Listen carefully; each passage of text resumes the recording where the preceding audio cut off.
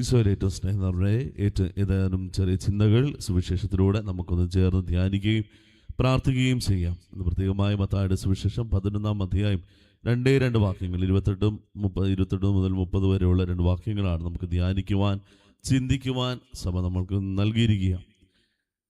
വിശുദ്ധ മത്തായിയുടെ സുവിശേഷത്തിൽ ഏറ്റവും കൂടുതലായി പ്രവർത്തനങ്ങൾ മാറി നേരെ മറിച്ച് കർത്താവ് ഓരോ കാര്യങ്ങളെക്കുറിച്ച് പഠിപ്പിക്കുവാൻ തുടങ്ങുന്ന ഒരു സുവിശേഷ ഭാഗങ്ങളൊക്കെയാണിത്.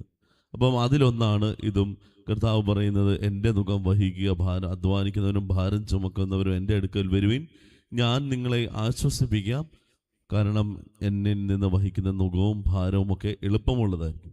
ഒരൊറ്റ ചിന്തയെ നമുക്ക് ഒരുമിച്ച് ധ്യാനിക്കുവാനായിട്ട് ഇന്നേ ദിവസം പരിശ്രമിക്കാം. സാധാരണ ദൈനംദിന ജീവിതത്തിൽ നമ്മൾ ഓരോരുത്തരും പല രീതിയിലായ ഭാരങ്ങളും ഒക്കെ വഹിക്കുന്നവരാണ്. നമ്മൾ ഏത് രീതിയിലായ ഭാരങ്ങൾ വഹിക്കുന്നവരാണെന്ന് നമുക്കറിയാം. ചിലർക്ക് കുടുംബജീവിതം തന്നെ ഒരു ഭാരമാണ്, ചിലവർക്ക് മക്കളൊരു ഭാരമാണ്, ഭാര്യ ഭർത്താക്കളൊരു ഭാര്യയ്ക്കും ഭർത്താവും ഭർത്താവ് ഭാര്യയ്ക്കും ഭാരമാണ്. ആ ഭാരമല്ല ഞാൻ ഉദ്ദേശിച്ചത്. പക്ഷേ ജീവിതത്തിൽ, ദൈനംദിന ജീവിതത്തിൽ പല രീതിയിലായ ഭാരങ്ങളുണ്ട്. ജോലി ലഭിക്കാതെ ജോലിക്ക് വേണ്ടി തടസ്സം മൂലം ജീവിക്കുന്നത്, അത് വലിയൊരു ഭാരമായിട്ട് മുന്നോട്ട് പോകുന്നവർ, അല്ലെങ്കിൽ ജോലിയിൽ തടസ്സങ്ങൾ അനുഭവിക്കുന്നവർ, അല്ലെങ്കിൽ ഏതെങ്കിലും മേഖലയിൽ തടസ്സങ്ങൾ അധികമായി മുന്നിലോട്ട് കടന്നു വരുന്നവർ, പ്രാർത്ഥനയ്ക്ക് തടസ്സമുള്ളവർ, ഇതെല്ലാം ജീവിതത്തിൽ ഓരോ തടസ്സങ്ങളാണ്. കാരണം ഇത് നമുക്ക് ചുമക്കാവുന്നതിലും അധികമാണ്. ചില വേദനകൾ, ചില വിഷമങ്ങൾ. ചിലപ്പോൾ നമ്മൾ പ്രാർത്ഥിക്കാറില്ലേ, എൻ്റെ കർത്താവ് എനിക്ക് എന്തിനാ ഇത്രമാത്രം വേദന എന്ന് നമ്മൾ പ്രാർത്ഥിക്കാറില്ലേ? കർത്താവ് എനിക്ക് എന്തിനാ വേദന എന്നോട് കൂടുതൽ ചിലവർ പ്രാർത്ഥിക്കുന്നുണ്ടല്ലേ, എനിക്കെന്തിനാ ഇത്രമാത്രം വേദന തന്നത്.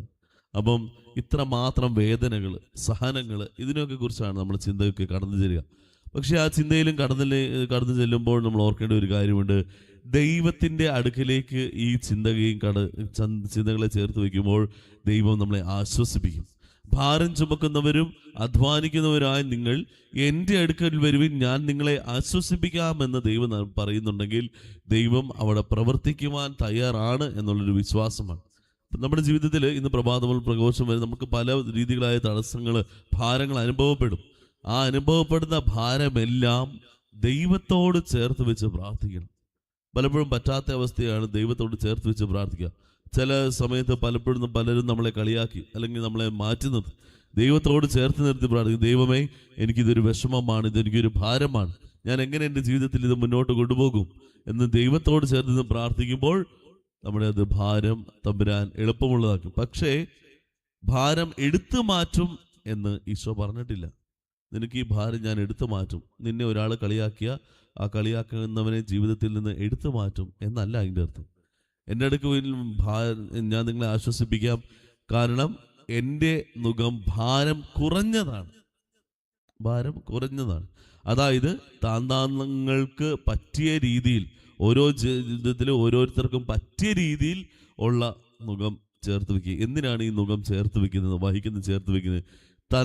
ഓരോരുത്തരുടെ ജീവിതത്തിൽ, ഓരോ മനുഷ്യരുടെ ജീവിതത്തിലും വേണ്ട രീതിയിലുള്ള സങ്കടങ്ങൾ മാത്രമല്ല, വേണ്ട രീതിയിലുള്ള ജീവിത ശൈലിയിലേക്ക് മാറുവാൻ അല്ലെങ്കിൽ ജീവിതത്തിൽ പ്രവർത്തിക്കുവാൻ അവർക്ക് വേണ്ട രീതിയിലുള്ള ബുദ്ധിമുട്ട്, കഷ്ടപ്പാടുകളൊക്കെ എപ്പോഴും നമ്മുടെ ജീവിതത്തിൽ കടന്നു വരും. എന്തുകൊണ്ടാണെന്ന് വെച്ച് കഴിഞ്ഞാൽ ഒരു സാധനത്തെ ഓർത്ത് നമ്മൾ ആഗ്രഹിച്ച് പ്രാർത്ഥിച്ച് കഴിയുമ്പോൾ നമ്മൾ അടുത്തെത്തുമ്പോൾ ഈ തമ്പുരാൻ കുറച്ചുകൂടെ നീട്ടിവെക്കും. എന്താണെന്ന് വെച്ച് കഴിഞ്ഞാൽ അതിനോടുള്ള ആഗ്രഹം നമുക്ക് കുറയരുത്. നമ്മൾ വീണ്ടും പ്രാർത്ഥിച്ച് അങ്ങോട്ട് അവിടെ ചെല്ലുമ്പോൾ കുറച്ചുകൂടെ നീട്ടിവെക്കും. നിരന്തരമായി ഒരു കാര്യമുണ്ടെങ്കിലേ നമ്മൾ പ്രാർത്ഥിക്കാറുള്ളൂ. ഒരു കാര്യം പോലും ഇല്ലെങ്കിൽ നമ്മൾ പ്രാർത്ഥിക്കാറില്ല. അതുകൊണ്ട് നിരന്തരമായി നമ്മുടെ പ്രാർത്ഥനകൾ ഉയരാൻ വേണ്ടിയാണ് നമുക്ക് ഈ നുകം നമുക്ക് വഹിക്കാൻ എളുപ്പമുള്ള രീതിയിൽ ആക്കി മാറ്റുവാനായിട്ട് ദൈവത്തിൻ്റെ അടുക്കും. അല്ലാതെ നുകം മൊത്തത്തോടെ മാറ്റുവാനല്ല, വഹിക്കുവാൻ എളുപ്പമുള്ള രീതിയിൽ നമ്മളെ കൊണ്ട് തമ്പുരാൻ്റെ അടുക്കിലേക്ക് ചേർത്ത് വയ്ക്കാം. ഇങ്ങനെ ചേർത്ത് വയ്ക്കുന്ന ഈ മനോഹരമായ ദിവസത്തിലാണ് പരിശുദ്ധ അമ്മയുടെ കർമ്മല മാതാവിൻ്റെ തിരുനാൾ നമ്മൾ ആഘോഷിക്കുക. പ്രത്യേകമായി മലയിൽ താമസിച്ച് പ്രാർത്ഥിച്ച ഏതാനും ജനങ്ങൾ ഒരുമിച്ച് കൂടി പരിശുദ്ധ അമ്മയോട് പ്രാർത്ഥിക്കുവാനും അതോട് ഭക്തി കാണിച്ചതാണ്. ഒരു മനോഹരമായ പ്രാർത്ഥന കൂടാരം സൃഷ്ടിക്കുകയും അവിടെ പരിശുദ്ധ അമ്മയ്ക്ക് വേണ്ടി പ്രാർത്ഥനകൾ ഉയർത്തുകയും ചെയ്തു. പരിശുദ്ധ അമ്മയുടെ മാധ്യസ്ഥം തേടി അവർ പ്രാർത്ഥിച്ചു. ഈശോയുടെ അനുഗ്രഹം ആ ജീവിതത്തിലേക്ക് കടന്നു വരുവാൻ പരിശുദ്ധ അമ്മയുടെ മാധ്യസ്ഥം ഉണ്ടാകട്ടെ എന്ന് പ്രാർത്ഥിച്ചു.